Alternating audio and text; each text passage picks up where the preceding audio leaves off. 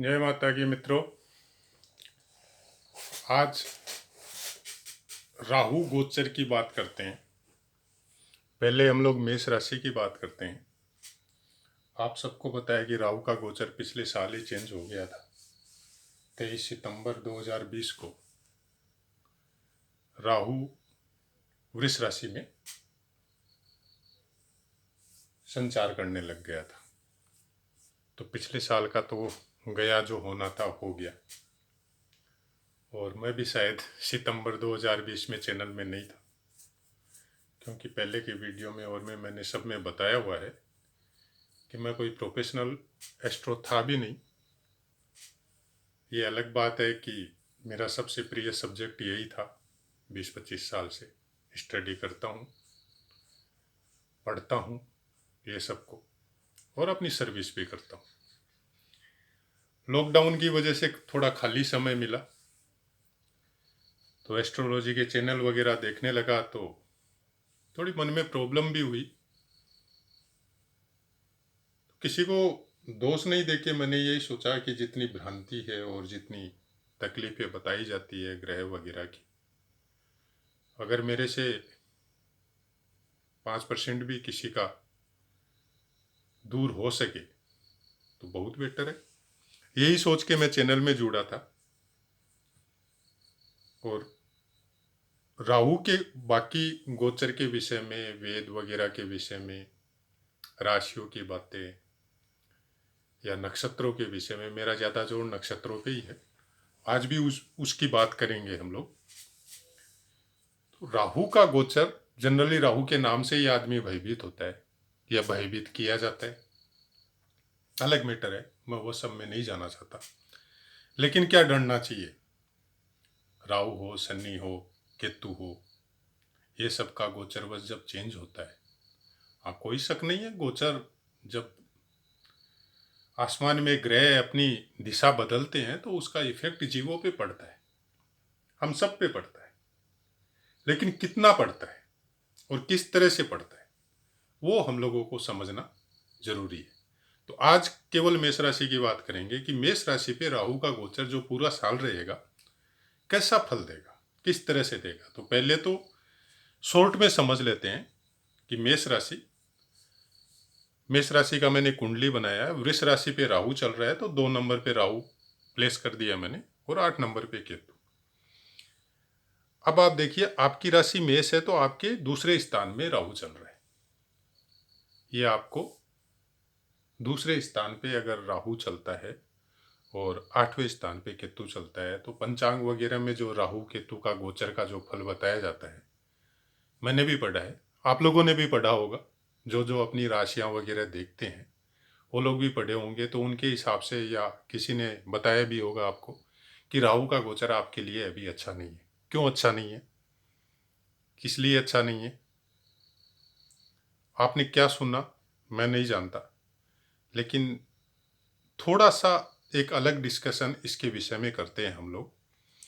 आपका मेष राशि से दूसरे घर में राहु पड़ता है। अब आप ये देखिए कि आपका मेष राशि का मालिक कहाँ कहाँ गोचर कर रहा है, उसके हिसाब से आप राहु को गोचर को मिलाइए। पहले बात तो राहु का इंडिविजुअल फल, जब दूसरे घर में राहु जब बैठता है तो आपके हर चीज में बढ़ोतरी, मतलब राहु जहां भी बैठता है उस भाव को ब्रॉड कर देता है, मतलब बढ़ा देता है। राहु और शनि का एक विशेष काम रहता है कि शनि भी जहां बैठता है उसको फैला देता है, मतलब स्प्रेड कर देता है चीज को।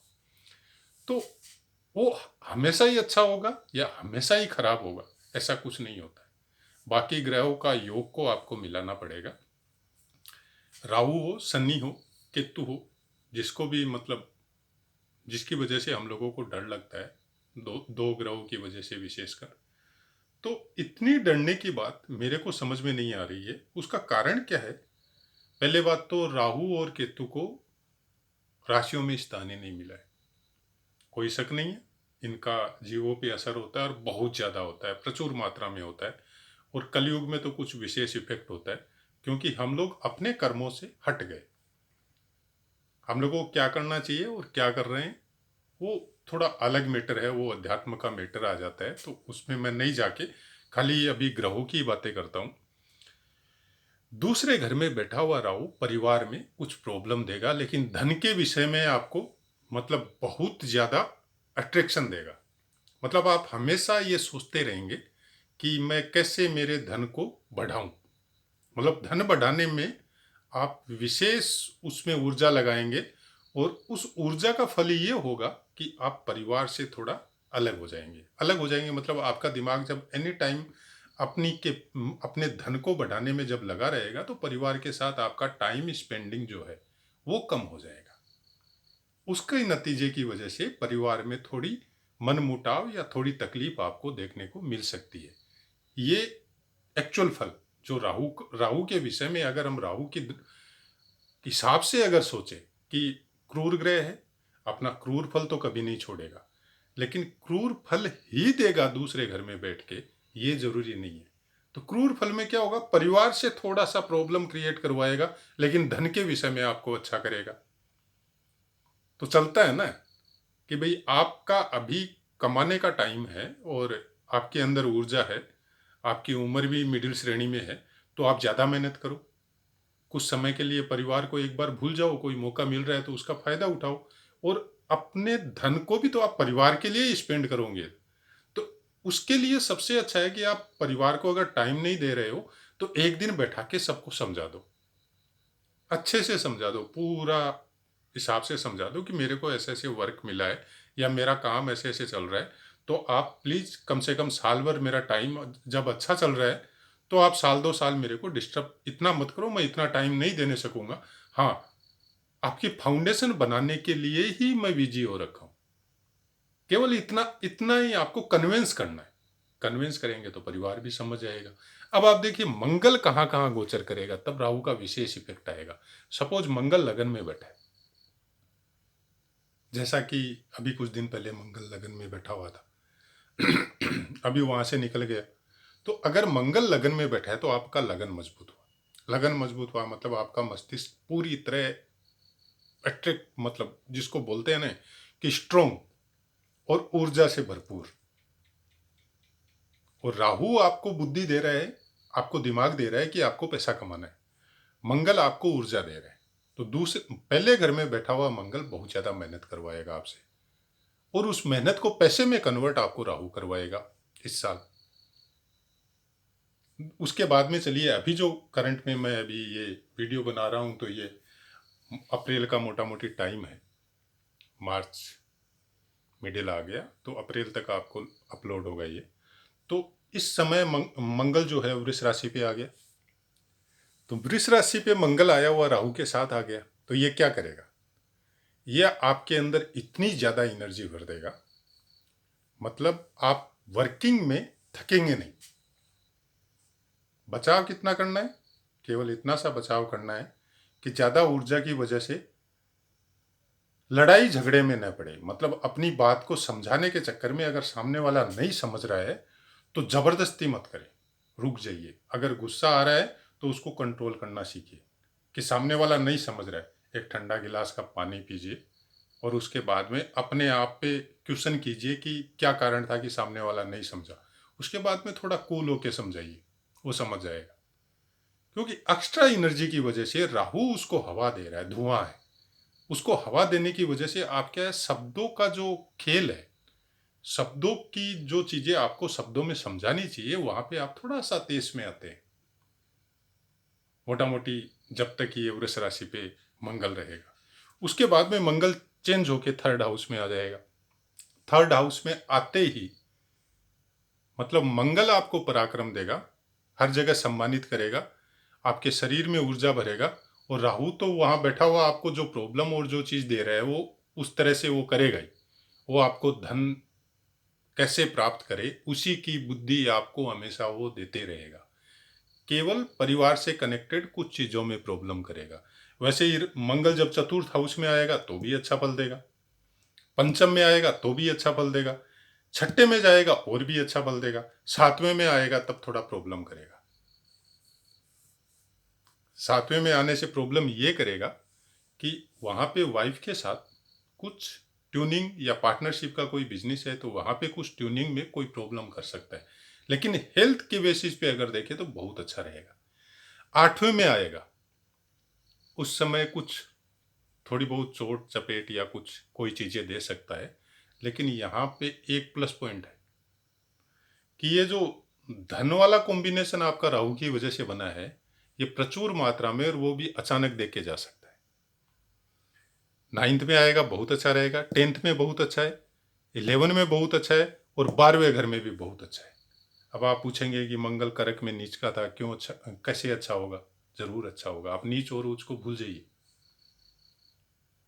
अभी हम लोग राहु की बात कर रहे हैं और मंगल आपके लगन का मालिक है। अगर आपकी राशि मेष है और अगर आपका लगन मंगल है, उसके लिए भी है। लगन भी अगर मेष है और राशि भी मेष है तब तो बहुत ही बेटर है। लेकिन जिसका लगन मंगल है, मेष राशि है, जिसका मेष राशि का लगन है, उसके लिए भी ये फल प्रभावी है, चाहे वो 30% में हो। लेकिन सबसे ज्यादा प्रभावी है जिसकी चंद्र राशि मेष है, उसके लिए ये गोचर बहुत ज्यादा इफेक्टिव करेगा। तो राहु यहाँ पे बैठ के, अब राहु की दृष्टि जैसे कुछ विद्वानों ने बताई है, कुछ ने नहीं बताई है। ज्योतिष शास्त्र में भी जब पाराशर संहिता वगैरह होरा शास्त्र हम लोग पढ़ते हैं तो राहु के विषय में इतना कुछ नहीं बताया गया है। फिर भी आजकल जो बाकी व्याख्याकारों ने, अच्छे अच्छे विद्वानों ने जो दृष्टि बताई है, उसके हिसाब से हम लोग बात करें तो सप्तम को देखता है, राहु केतु आपस में देखता है। तो यहाँ पे बैठ के, और जब अष्टम को देखेगा, ये दूसरे घर में बैठ के अष्टम को जब पूर्ण दृष्टि से देखेगा ये, तभी यह आपको अचानक से कोई धन संपत्ति दिलवा सकता है, लेकिन अचानक से आपको कोई चोट या रोग भी दिलवा सकता है। दोनों चीजें हो सकती। उसके बाद में ये पंचम को देखेगा, 1 2 3 4 5, छठे घर को देखेगा, तो ये शत्रुओं का नाश करेगा। यहाँ पे आपका जितना भी ढके छुपे जो भी शत्रु है आपके, जो सामने मीठे बोल के रहते हैं या पीछे से शत्रुता करते हैं या एकदम रजिस्टर्ड शत्रु है, जो सामने से भी शत्रुता है पीछे से भी शत्रुता है, उन सब पे आपको विजय प्राप्त करवाएगा ये। क्योंकि कन्या राशि है, कन्या राशि पे राहु योग कारक होता है, तो यहाँ पे ये आपके रोगों का भी सत्यानाश करेगा। अगर आपका कोई कर्जा चल रहा है इस समय, कोई बिजनेस में और में बिजनेस स्पेंड करने की वजह से अगर आप कोई कर्जा ले रहे हैं तो उसकी भी आपको परवाह नहीं रहेगी, क्योंकि आपका इनकम का साधन ये इतना ज़्यादा होगा कि वो कर्जे की इतनी परवाह नहीं रहेगी। चाहेंगे तो आप इस कर्जे को ख़त्म भी कर सकेंगे। उसके बाद में 9th को देखेगा, भाग्य भाव को देखेगा, धनु राशि को। यहाँ पे भी ये अच्छे फल आपको देके जाएगा, कोई खराब फल देके नहीं जाएगा। भाग्य को ये बिगाड़ेगा भी नहीं और इतना कुछ सुधारेगा भी नहीं, लेकिन दूसरे घर को और 8वें घर को और छठे घर को थोड़ा इससे ज्यादा अच्छा करके जाएगा। मतलब ये राहु क्या आपसे मेहनत करवाएगा, मेहनत करवा के आपको अच्छा फल देके जाएगा। अब बात आते हैं वापस, ये तो हो गया नॉर्मल गोचर का जो प्रिडिक्शन हम लोग बात करते हैं उसका। अब आते हैं दूसरी बात नक्षत्र वाली, क्योंकि मैं कोई भी गोचर का और का फल, मैंने जो मेरी लाइफ में इतनी कुंडलियों का अध्ययन करने के बाद में जब मैंने देखा है कि गोचर का फल देना हो, जन्म कुंडली का प्रिडिक्शन करना हो, तो नक्षत्रों को मत भूलिए। अगर आप नक्षत्रों को अच्छे से अध्ययन करते हैं तो आपका वो फल बहुत अच्छा होता है। अब देखिए प्रेजेंट में आपका जो राहु है वो रोहिणी नक्षत्र पे चल रहा है, रोहिणी नक्षत्र पे प्रेजेंट पे चल रहा है। अब रोहिणी नक्षत्र का इसका इफेक्ट क्या होगा? अब आप देखिए, रोहिणी नक्षत्र का मालिक है चंद्रमा, चंद्रमा है। चंद्रमा मेष राशि के लिए चतुर्थ घर का स्वामी होता है और राहु चल रहा है रोहिणी नक्षत्र पे, चंद्रमा पे। इसका मतलब क्या हुआ कि राहु आपको फल यहां पे चंद्रमा का भी देगा। क्या करेगा? माता से प्रेम करवाएगा, यहां पे जमीन जायदाद बढ़ाएगा, स्थायी संपत्ति को ज्यादा बढ़ाएगा। ये हो गया नक्षत्र का फल। मतलब रोहिणी चंद्रमा मालिक है और चंद्रमा आपके अच्छे जगह केंद्र का मालिक है। मतलब चंद्रमा मेष राशि वालों के लिए योग कारक है। तो चंद्रमा जैसे जैसे गोचर में, वो शुभ गोचर अशुभ गोचर मैंने बताया हुआ है, और ढाई दिन में मोटा मोटी चंद्रमा आपका चेंज हो जाता है गोचर में, और बहुत ज़्यादा जगह में शुभ होता है। तो वो अगर आपको शुभ गोचर चंद्रमा का देखना है तो पीछे वाला वीडियो को देख लीजिएगा आप। जैसे जैसे चंद्रमा शुभ गोचर में आएगा उस समय में आप देखिएगा कि आपको अचानक से पैसे की इनकम हुई, या उसी शुभ गोचर में अचानक से आपके कोई नई जमीन का, नए भवन का, या कोई मिट्टी से संबंधित कोई काम, या जमीन से संबंधित कोई काम, कंस्ट्रक्शन वगैरह, वो सब में आपका इन्वेस्ट हुआ और आपको फायदा मिला। ये हो गया रोहिणी नक्षत्र का फल। अब उसके बाद में ये अक्टूबर में जाके चेंज होगा, ये रिवर्स करेगा और ये कृतिका नक्षत्र में जाएगा।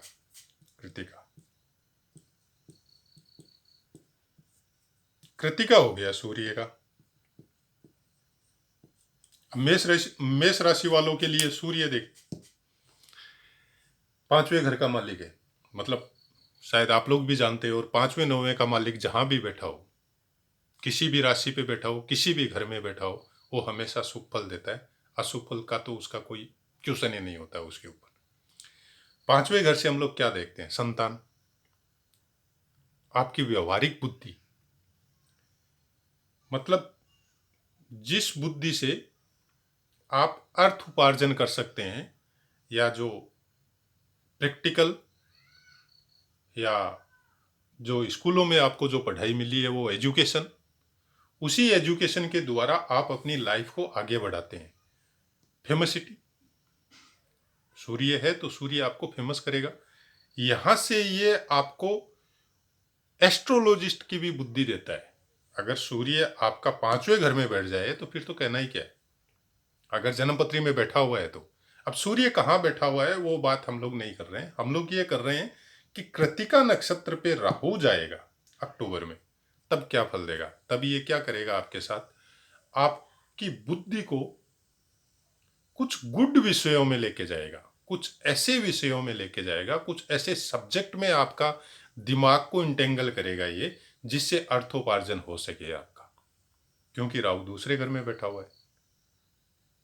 और राहु आपको एकदम शार्प माइंडेड बनाता है। और कृतिका नक्षत्र में जब बैठेगा तो सूर्य इस राशि में योग कारक है, तो ये खराब फल नहीं देगा आपको, ये बहुत अच्छा फल देगा। और इस समय में आप देखिएगा चंद्रमा में भी अच्छा जाएगा ये, लेकिन जब कृतिका नक्षत्र में जब राहु आएगा तो आपका बुद्धि इतना शार्प हो जाएगा, उस समय आपका फिजिकल जो है, जो मंगल की वजह से जो मतलब टेस्ट में आना, गुस्सा आना, अपशब्द बोलना थोड़ा बहुत, वो बंद हो जाएगा। और सोच समझ के काम करने का, दिमाग लगा के काम करने का, वो सब चीज वापस आपका एक्टिव हो जाएगा, ये जब कृतिका नक्षत्र में बैठेगा। तो मैं, हालांकि मैंने बहुत से ऑडियो वीडियो भी सुने हैं, पंचांग भी देखा है, सब जगह यही सुनने को मिला कि थोड़ा सावधानी बरते, ये बरते, वो बरते। सावधानी बरते आप क्या चीज का? गुस्से पे कंट्रोल करें, अपशब्दों से बचे,